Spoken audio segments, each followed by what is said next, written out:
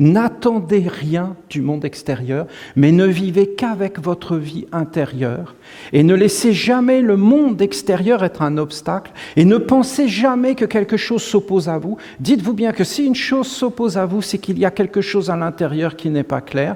Vous vous rectifiez, mais la solution ne viendra jamais de l'extérieur, jamais.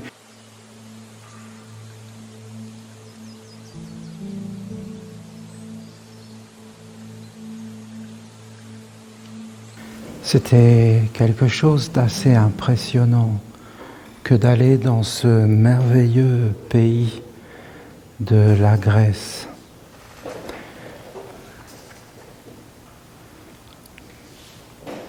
Et de se rendre à cet endroit de l'oracle de Delphes en Grèce.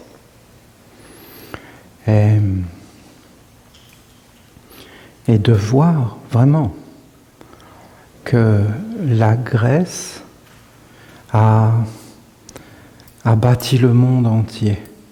Pas le monde, parce que il y a des pays qui ont résisté, comme l'Inde, comme la Chine, l'Asie, l'Afrique qui résiste encore d'ailleurs.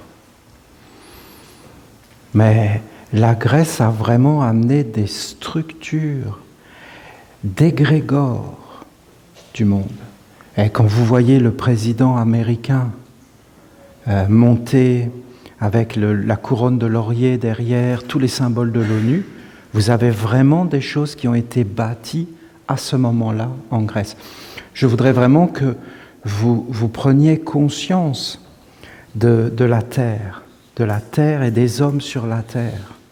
Et que ce que font les hommes sur la terre a des répercussions vraiment sur des siècles.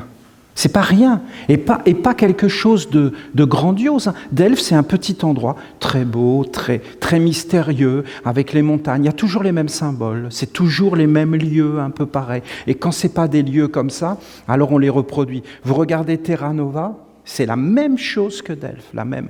Vous avez les mêmes collines, les mêmes montagnes, avec les mêmes formes de la femme avec les jambes ouvertes, et le soleil qui apparaît toujours entre les jambes de la femme. Dès que vous avez ça, vous avez les grands symboles de la vie, de la résurrection. En Égypte, c'était pareil. Ils formaient toujours ce symbole, avec le soleil qui apparaît entre les deux jambes de la femme, des montagnes qui sont comme les jambes de la femme.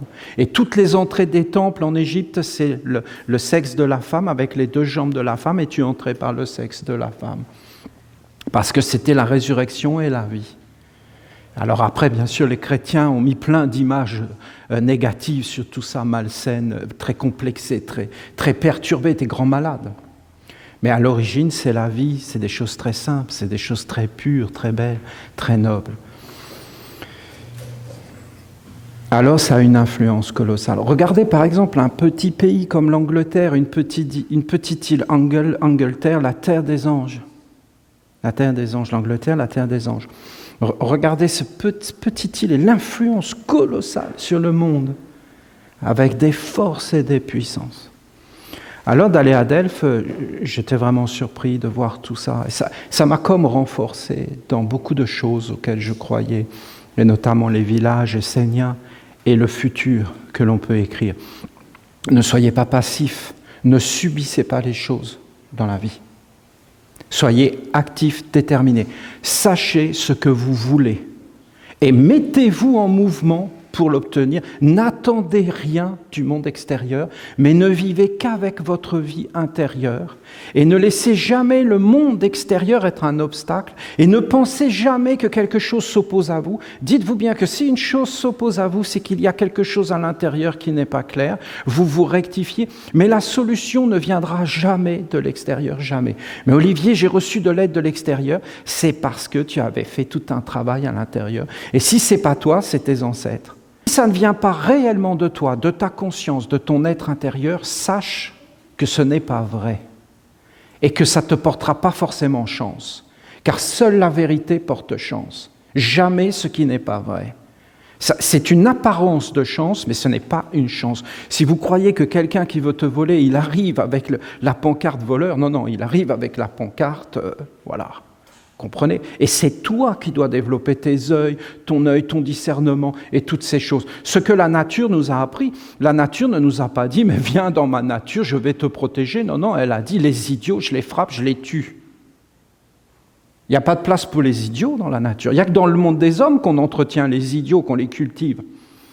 Mais dans la nature, un idiot, il ne fait pas long feu. Hein. Elle le tue, l'idiot. Il mange n'importe quoi, il est complètement abruti. Ben, vous allez voir ce qu'elle va faire, la nature. La nature, elle ne fait pas ça du tout. Hein. Elle aime les êtres respectueux, vigilants, attentionnés, qui ont le discernement, qui ont la sagesse. C'est le monde des hommes qui permet tout cela, pas la nature. La nature est claire, c'est une vraie école. Alors voilà. Alors quand on était à Delphes avec ces océans d'oliviers, c'est quelque chose. C'est quelque chose.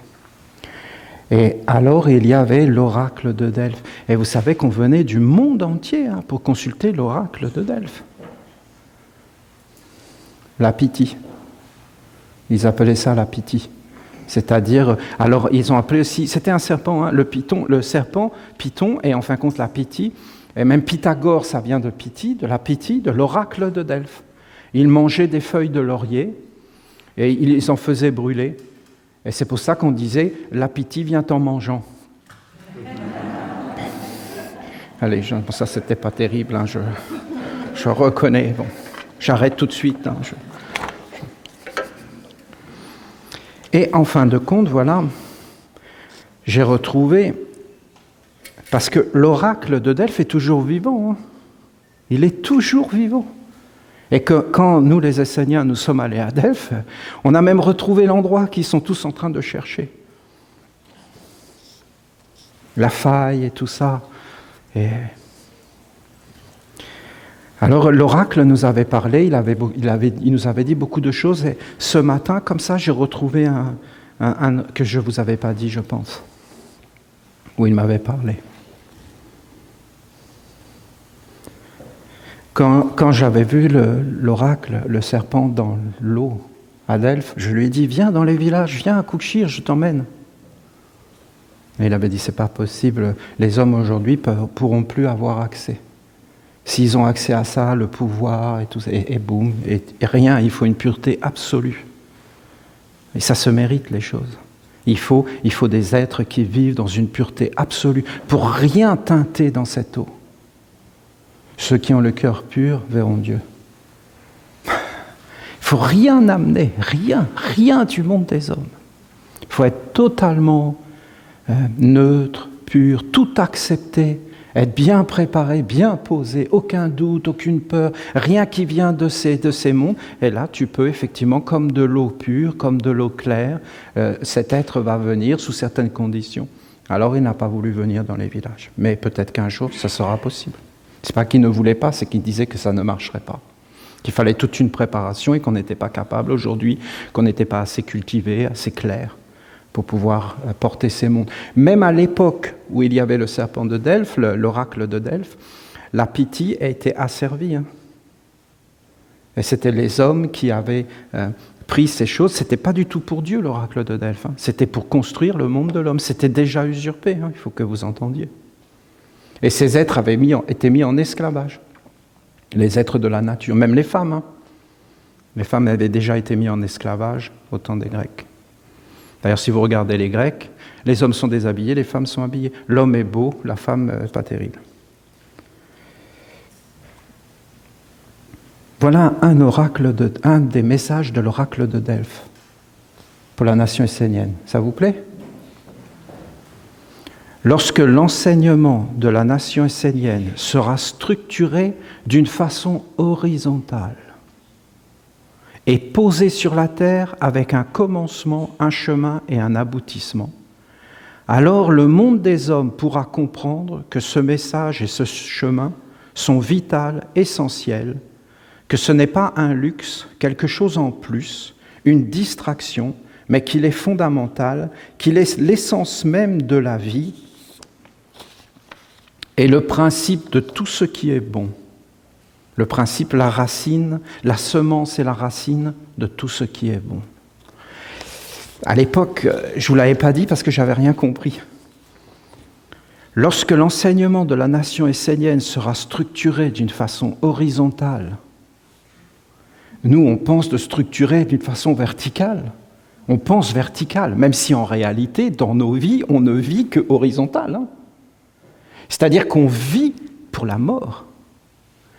Et qu'en réalité, on donne absolument toute notre vie à la mort. Ça ne dépasse pas l'horizon, ni le soleil couchant. Et vous voyez le problème avec le soleil couchant, c'est bien la vie des hommes, c'est qu'en fin de compte, le soleil couchant, il vit sans jamais toucher la terre. Il monte, il est au zénith et il descend. Et après, qu'est-ce qu'il fait? Puisque tout tourne, eh bien, il revient à la case départ. Il faut que vous le voyiez, ça, quand même. Si vous ne voyez pas ça, vous ne voyez rien. Parce que pour qu'il y ait un œil, il faut qu'il y ait une structure du ciel et de la terre. Le soleil levant, lui, il fait ce chemin-là, et en fin de compte, il monte ici. Ici, il rencontre une porte, soit il rentre dans l'immortalité, mais s'il n'entre pas dans l'immortalité, il revient et il ne perd rien. Aucune perte de mémoire, rien. Tandis que sinon, il perd tout et tout s'éteint, parce que son chemin est un chemin d'éteindre la lumière, et après c'est le néant. Et c'est structuré. Vous avez deux façons de marcher sur la terre. Vous avez la façon qui va éteindre la lumière, et vous avez la façon qui va allumer la lumière. Et je peux vous garantir que le point de chute n'est pas du tout le même pour la vie après la mort. Ceux qui ont vécu pour la mort, quand le corps s'éteint, tout disparaît. Ça, c'est pas vraiment vrai ce que je vous dis. Ce serait trop facile. Ça disparaît pas vraiment. C'est-à-dire, c'est juste du terreau.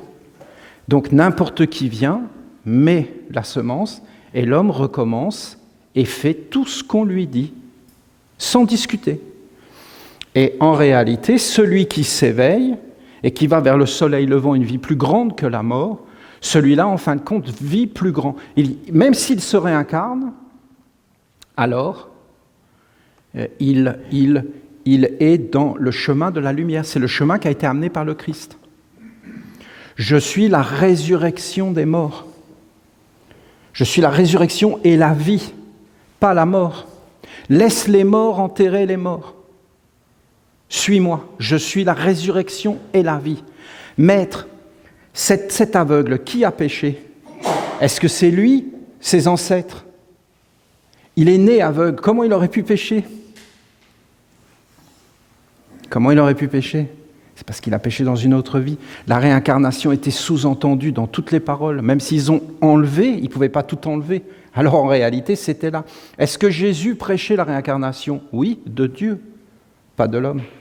Dieu seul doit se réincarner, pas l'homme.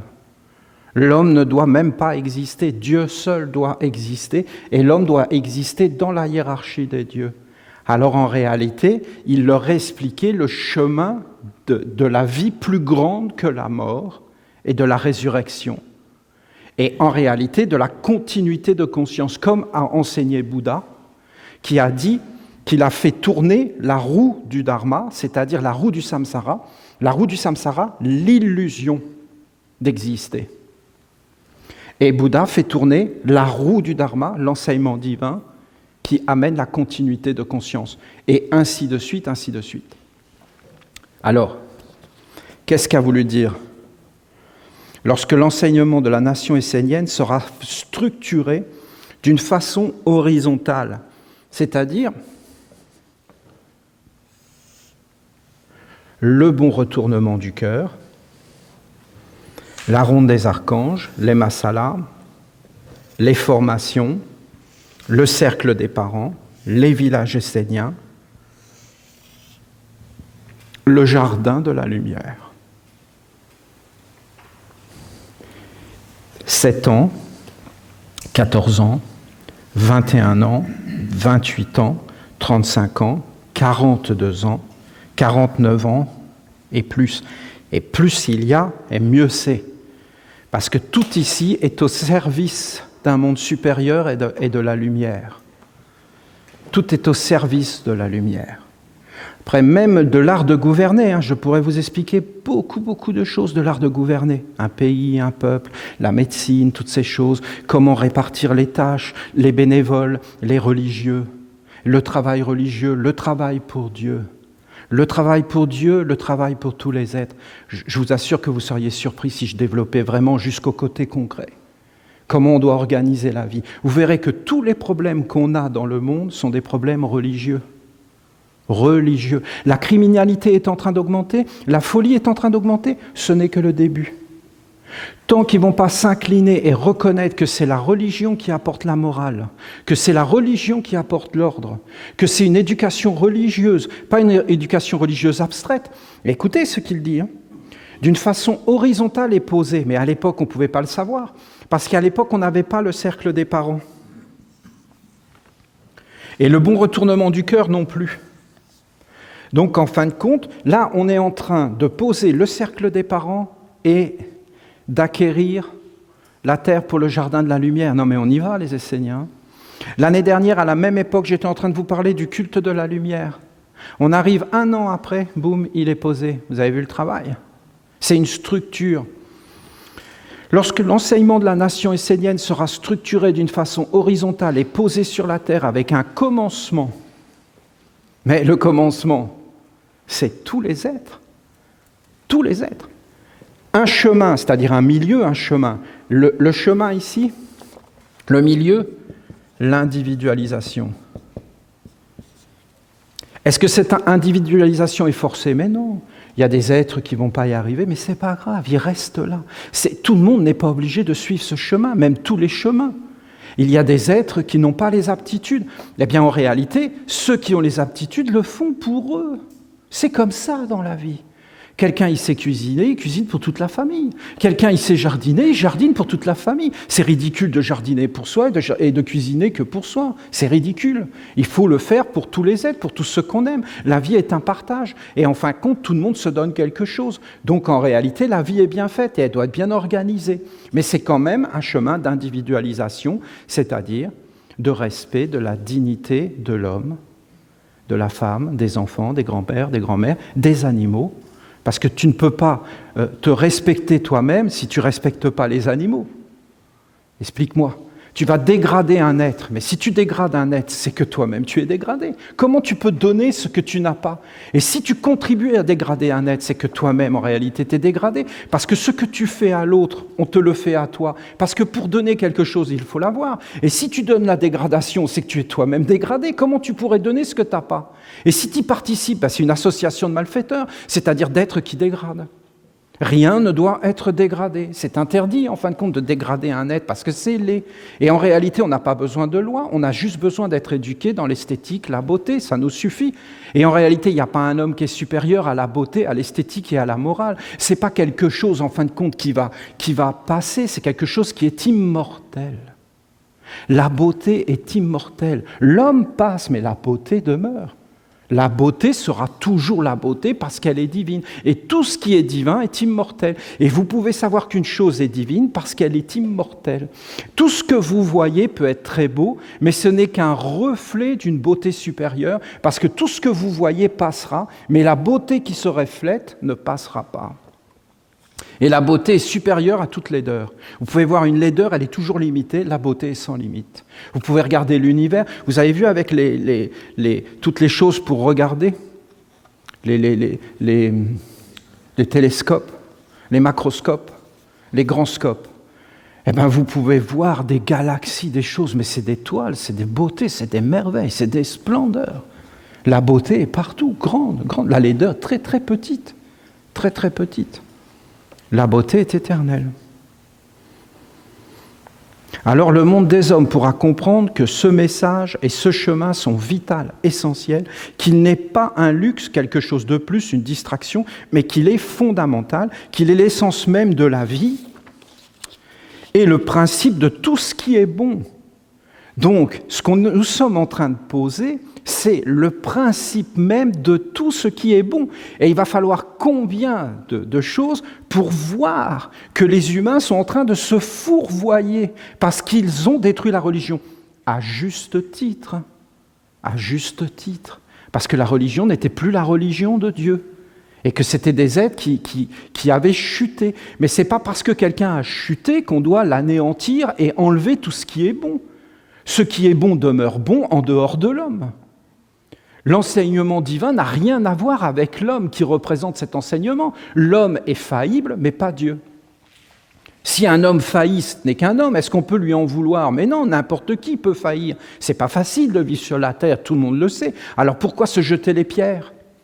Jésus lui-même n'a pas jeté les pierres, ne jetons les pierres à personne, mais ne soyons pas des idiots à ne pas regarder qu'en fin de compte, il y a un principe universel et éternel qui est la source de toute morale. Et si après on prend des faux principes républicains, démocratiques et tout ce que vous voulez de sceptiques, eh bien en réalité, il n'y a rien derrière tout ça de valable. Et je peux vous garantir qu'il n'y a que les faibles qui vont accepter ces théories et les autres, eh bien, ils vont tout casser. Et au nom de ça, on va amener la destruction parce que s'il n'y a plus de religion, il n'y a plus de respect de l'ordre, il n'y a plus toutes ces choses, il n'y a même plus de loi. C'est des gangsters. Voilà, parce que même dans la plus grande des mafias, il y a des lois. Vous comprenez? Il y a des lois. Et ils ne peuvent pas faire autrement. Alors, en réalité, voilà ce que dit l'oracle. Ce chemin est essentiel. Essentiel. C'est pas un luxe, c'est pas quelque chose en plus, c'est pas un vase dans la maison, c'est la terre, c'est le ciel, c'est la maison, c'est la vie, c'est les paroles, c'est les yeux, c'est la totalité. Et lorsque vous l'aurez posé, alors ça apparaîtra. Si les Esséniens et Esséniennes accomplissent cela, alors vous aurez offert Dieu au monde, non pas dans une abstraction, mais dans une vérité. Vous aurez offert Dieu au monde, non pas dans une abstraction, mais dans une vérité. Vous aurez offert Dieu. C'est-à-dire qu'en réalité, la plus belle chose qu'on puisse faire sur la terre, c'est de faire apparaître Dieu. C'est que Dieu devienne vivant, existant, c'est-à-dire que la sagesse soit là, l'amour soit là, l'harmonie soit là, la vérité soit une évidence, et qu'en fin de compte, tout soit là dans un corps parfait. Mais en réalité, il n'y a que l'homme qui peut faire ça. Il n'y a que l'homme sur la terre qui peut faire ça. C'est pourquoi on disait Sainte Marie, Mère de Dieu. En fin de compte, d'être des parents de Dieu, c'est de faire apparaître Dieu.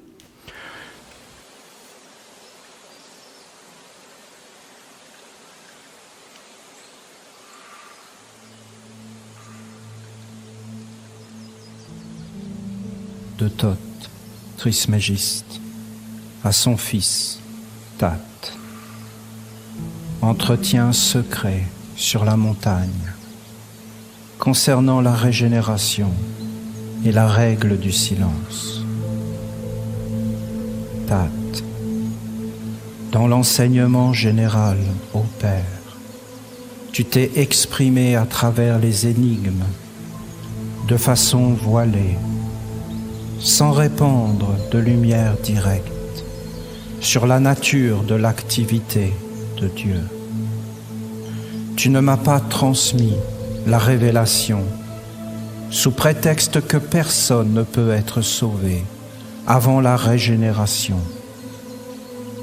Mais lorsque je me fus fait ton suppliant durant la descente de la montagne, après ta conversation avec moi, alors que je t'interrogeais sur l'enseignement de la régénération, car c'est le seul point que j'ignore, c'est alors que tu as promis de me transmettre quand je serai